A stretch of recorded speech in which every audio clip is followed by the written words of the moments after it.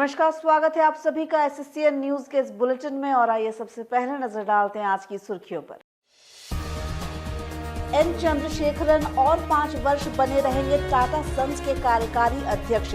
Tata sons board की मुंबई में हुई बैठक में सर्वसम्मति से मिली स्वीकृति। बैठक के विशेष आमंत्रित सदस्य रतन टाटा ने की नियुक्ति की अनुशंसा। एन चंद्रशेखरन ने पुनर्नियुक्ति को बताया अपने लिए सम्मान का विषय। जमशेदपुर तक पहुंची कर्नाटक के हिजाब विवाद की आंच। मुस्लिम समुदाय ने अंबगान में फूंका कर्नाटक सरकार का पुतला। भारी संख्या में हिजाब पहनी महिलाएं हुई शामिल। वहीं संघर्ष शांति समिति ने जुगसलाई में किया विरोध प्रदर्शन।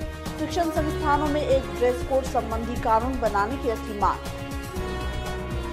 और गोलमुड़ी से गायब साक्षी के युवक का शव कदमा में कार से हुआ बरामद। डीपीएमएस स्कूल के पास वाहन जांच के दौरान पकड़ाई कार चालक सह मृतक का दोस्त विश्वजीत गिरफ्तार। पुलिस कर रही पूछताछ।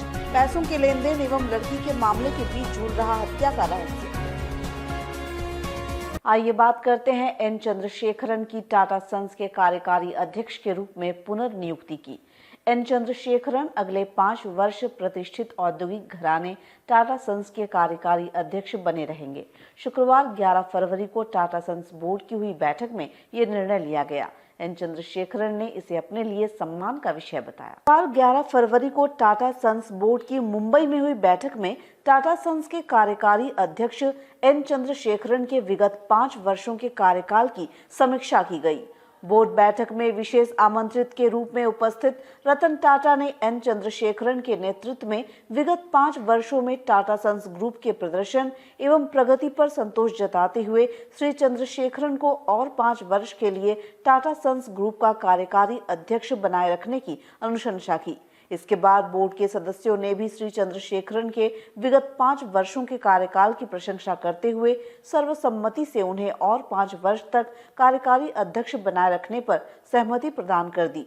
एन चंद्रशेखरन ने अगले 5 वर्षों के लिए अपने सेवा विस्तार को अपने लिए सम्मान का विषय बताते हुए और 5 वर्ष के लिए ग्रुप का नेतृत्व करने का मौका दिए जाने पर प्रसन्नता जताई। उन्होंने कहा कि ये उनकी सेवा का अगला चरण होगा। आइए बात करते हैं कर्नाटक के हिजाब विवाद को लेकर जमशेदपुर में बढ़ी सरगर्मी की। कर्नाटक के हिजाब विवाद की आंच जमशेदपुर तक पहुंचने लगी है। शहर के मुस्लिम समुदाय ने कर्नाटक में हिजाब पर बैन लगाने के फरमान के विरुद्ध शुक्रवार को सांची में कर्नाटक सरकार का पुतला दहन किया। वहीं दूसरी ओर संघर्ष शांति समिति ने जुगसलाई में इसके समर्थन में प्रदर्शन किया।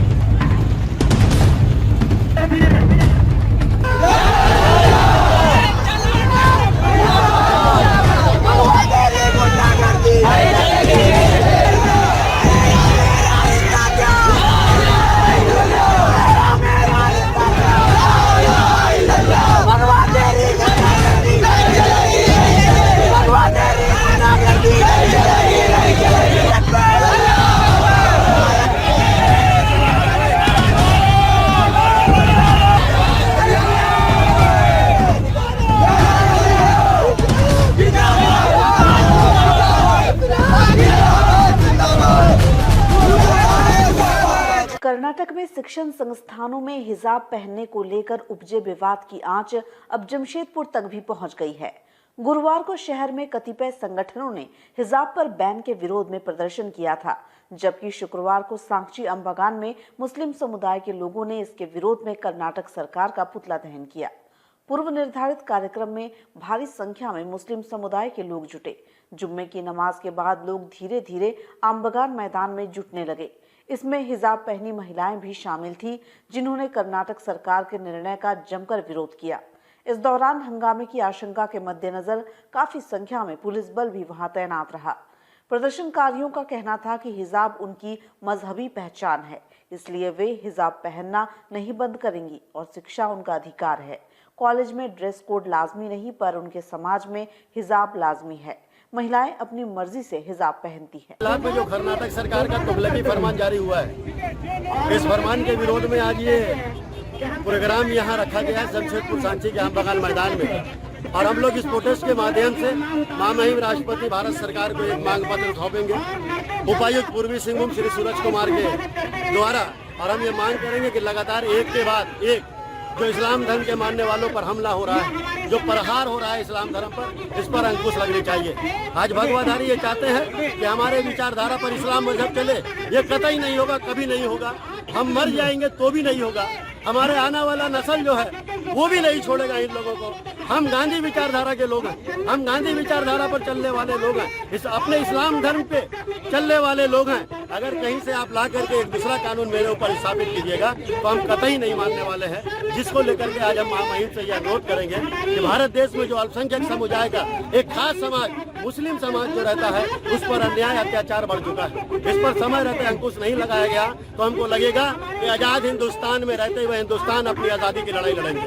कर्नाटक के मुख्यमंत्री एस.आर. बोम्मई जी का हमने आज पुतला दहन किया। वहीं दूसरी ओर जुगसलाई में संघर्ष शांति समिति के कार्यकर्ताओं ने हिजाब विवाद का विरोध करते हुए जुगसलाई कुंवर सिंह चौक पर प्रदर्शन किया। संगठन के कार्यकर्ताओं ने शुक्रवार शाम जुगसलाई कुंवर सिंह चौक पर हिजाब विवाद का विरोध करते हुए सरकार से स्कूल कॉलेजों के लिए एक समान ड्रेस कोड संबंधी कानून बनाने की मांग की। संगठन के संरक्षक चंद्र प्रकाश पाठक ने बताया कि स्कूल कॉलेजों में मनमाना पोशाक पहनने की अनुमति नहीं दी जानी चाहिए। अगर ऐसा हुआ तो हर कोई अपने धर्म के अनुसार पोशाक पहनने के लिए आजाद होगा। लोग आज जो आज घटना घटी है हिजाब को लेकर, जो हर कॉलेज स्कूल में जैसे कि सब पहन के जाया जा रहा है, तो हम लोग इसके अगेंस्ट में हम लोग कोई विरोध नहीं कर रहे हैं। हम लोग ये कानून के पक्ष में खड़े हैं कि हम लोग जैसे कि जो भी है सबके लिए एक कानून रहना चाहिए। सबके लिए जो भी स्कूल बच्चे कॉलेज स्कूल जा रहे हैं वो लोग के सबके लिए एक कानून रहना चाहिए। किसी के लिए ड्रेस कोड का ये नहीं रहना चाहिए। हर स्कूल का जो प्रशासन जो है सबको एक ही ड्रेस कोड देना चाहिए।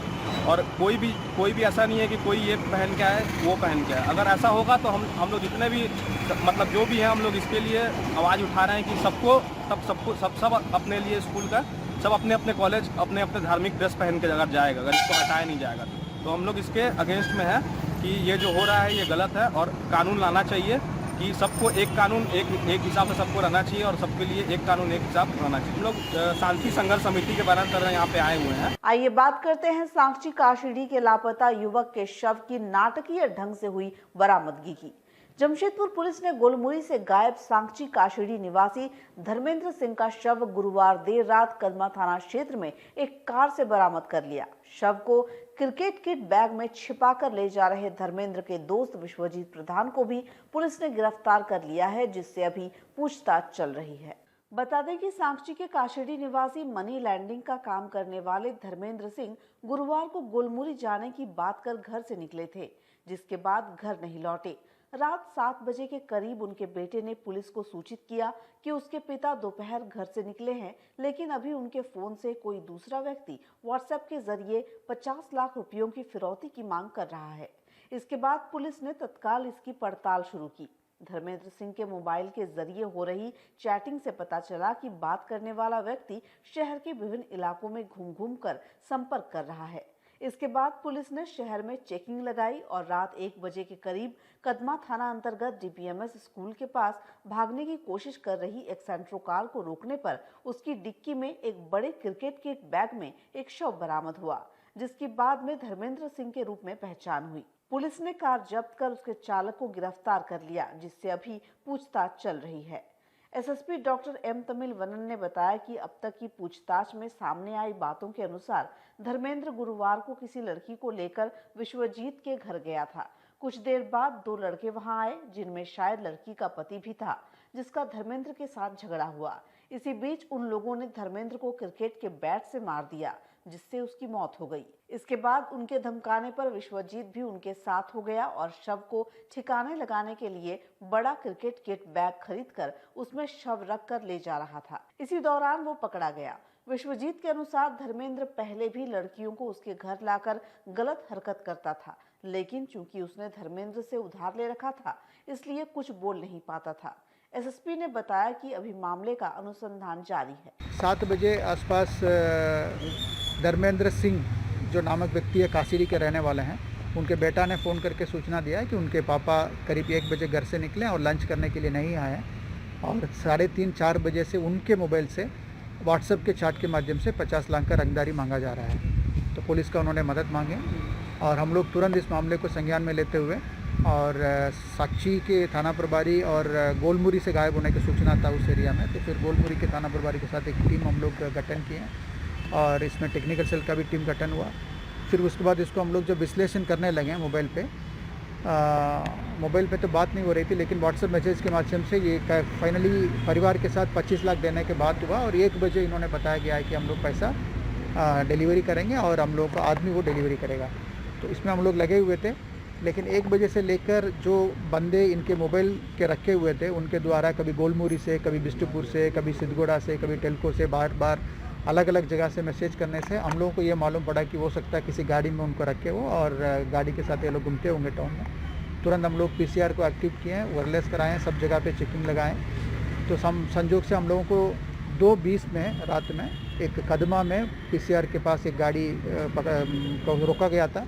वो भागने के कोशिश कर रहे थे, फिर उनको डिक्की खोलने के लिए बताया गया था, डिक्की नहीं खोलना चाह रहे थे और तुरंत जो है गोलमुरी इंस्पेक्टर और साक्षी थाना प्रभारी जो सिद्धगोड़ा में रेड कर रहे थे तो वहाँ से वो लोग गए और ज़बरदस्ती उसको खोला गया था। गाड़ी के डिक्की में अंदर एक स्पोर्ट्स का लंबा बैग था, उसके अंदर धर्मेंद्र सिंह का डेड बॉडी पाया गया था। उनसे प्राथमिक पूछताछ किया गया, फिर उसके बाद उनको बॉडी लेके आए और वहाँ हम लोग इनक्वेस्ट वगैरह कराएँ, फिर पोस्टमार्टम के लिए हम लोग भेजें, परिवार से आइडेंटिफाई भी कराएँ। इनसे जब पूछताछ कर रहे थे इनके द्वारा ये बता रहे हैं कि कल दिन में 1 बजे धर्मेंद्र सिंह एक लड़की के साथ अपने घर पे आए और ये जो विश्वजीत प्रधान है इनके परिवार घर गए हैं। इनके द्वारा ये बोल रहे थे कि जब परिवार यहाँ नहीं रहती है तो हमारा दोस्त धर्मेंद्र सिंह पिछले 10 साल का दोस्त है, तो वो लड़की लोगों को लेके आते थे और वहाँ पर अपना अलग हरकत करते थे, तो हम उसमें कुछ नहीं बोलते थे क्योंकि हम भी उनसे पैसा लिए हैं और हम दोनों दोस्त हैं, यही उनको कहना है। उसके बाद बोल रहे हैं कि कुछ देर बाद 2 आदमी आए, संभवतः वो लड़की का हस्बैंड है और इनके साथ प्रॉब्लम हुआ धर्मेंद्र सिंह के साथ और वो लोग जो है बगल में बैठता उसको लेके उनको मार दिया। मरने के बाद हमको डराया, फिर हम भी उनको सहयोग किए, स्कूटी को ले जाके सिद्धगोड़ा में छोड़ दिए और वसंत टैकिस के बगल में आके शाम में 3 बजे एक बड़ा स्पोर्ट्स बैग खरीदें और उसमें लाश को रख के हम लोग रात में डिस्पोज करने के लिए सोच रहे थे। इस बीच में पैसा लेने का इनको लालच भी आ गया था, तो उस लालच के चलते ये लोग अपना मैसेज भी कर रहे थे। आइए बात करते हैं बागबेड़ा में पति के जानलेवा हमले में जख्मी पत्नी की। जमशेदपुर के बागबेड़ा थाना अंतर्गत साईं मंदिर के पास रहने वाली पिंकी देवी को उसके पति ने ब्लेड से जानलेवा हमला कर जख्मी कर दिया।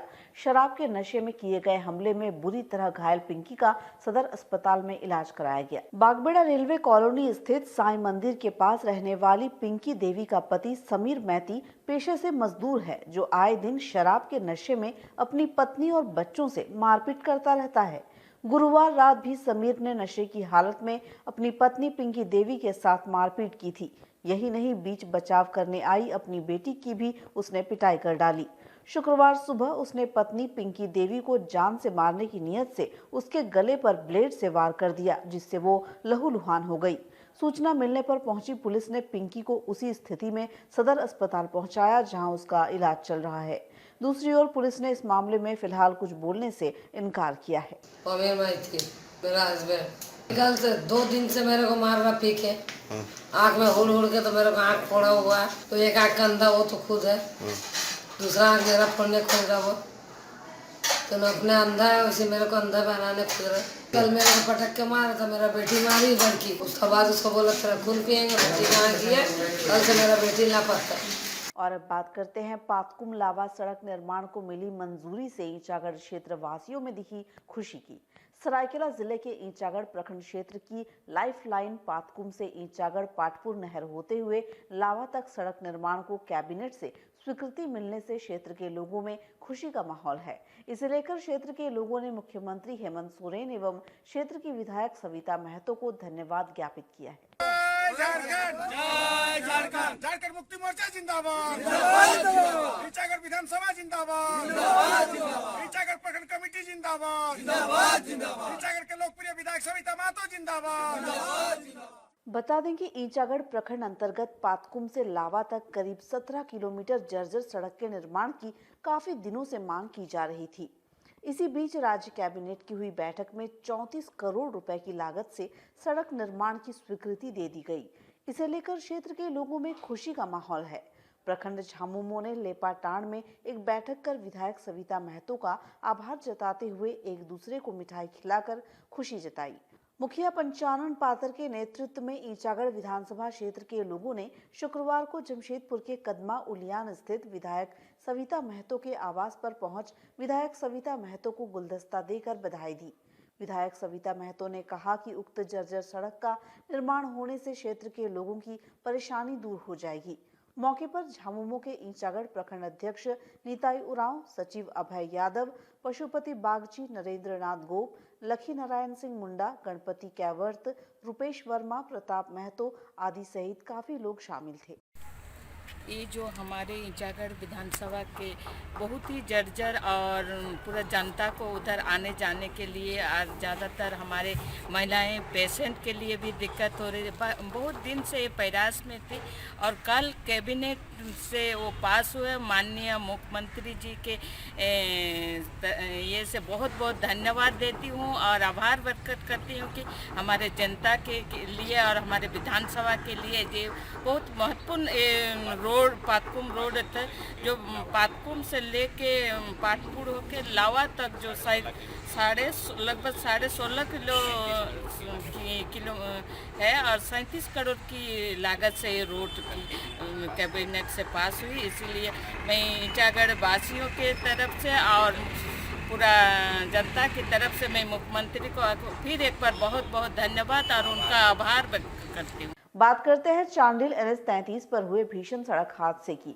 चांडिल थाना क्षेत्र में नरगाढ़ी के पास NH-33 पर शुक्रवार सुबह हुए भीषण सड़क हादसे में 2 लोगों की घटनास्थल पर ही दर्दनाक मौत हो गई, जबकि 3 अन्य लोग गंभीर रूप से घायल हो गए। घायलों का जमशेदपुर के MGM अस्पताल में इलाज चल रहा है। सरायकेला खरसवा जिले के चांडिल थाना क्षेत्र के नरगाढ़ी के पास NH-33 पर शुक्रवार सुबह भीषण सड़क हादसा हो गया, जिसमें कार में सवार 2 लोगों की घटनास्थल पर ही मौत हो गई, जबकि 3 अन्य लोग गंभीर रूप से घायल हो गए।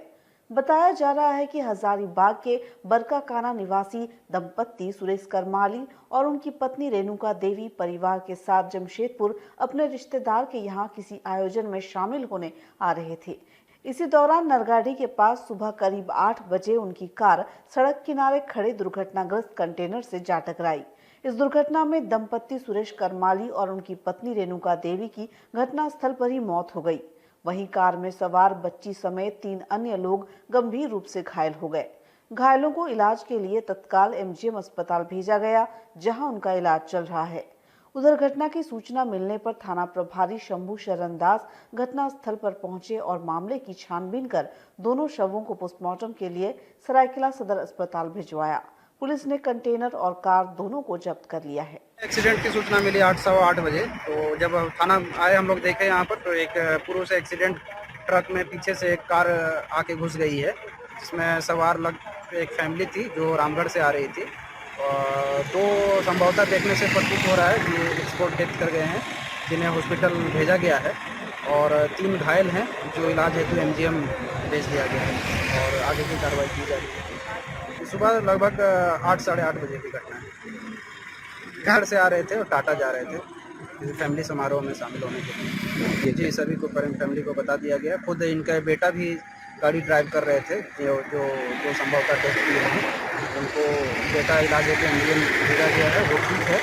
और अब बात भाजपा द्वारा पंडित दीनदयाल उपाध्याय की पुण्यतिथि मनाए जाने की।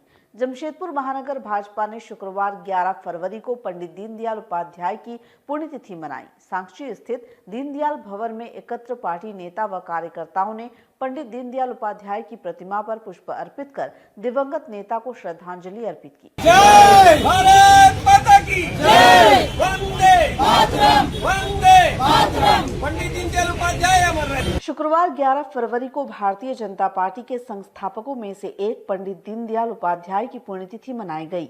बीजेपी कार्यकर्ताओं ने इस दिन को समर्पण दिवस के रूप में मनाया।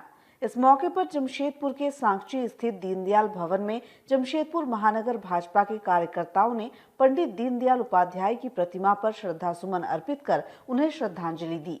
साथ ही उनके बताए मार्ग पर चलने का संकल्प लिया। इस मौके पर जमशेदपुर महानगर भाजपा जिला अध्यक्ष गुंजन यादव ने बताया कि पंडित दीनदयाल उपाध्याय पार्टी के प्रेरणा स्रोत है। आज के दिन पार्टी के तमाम कार्यकर्ताओं ने उन्हें श्रद्धा सुमन अर्पित कर उनके बताए आदर्शों पर चलने की प्रेरणा ली। उन्होंने बताया कि आज के दिन को पार्टी के कार्यकर्ता समर्पण दिवस के रूप में मनाते हैं। कार्यकर्ताओं के प्रेरणा स्रोत, हम सबों के प्रेरणा पुरुष पंडित दीनदयाल उपाध्याय जी की आज पुण्यतिथि है। हम भारतीय जनता पार्टी के कार्यकर्ता पंडित दीनदयाल उपाध्याय जी की पुण्यतिथि को समर्पण दिवस के रूप में मनाते हैं।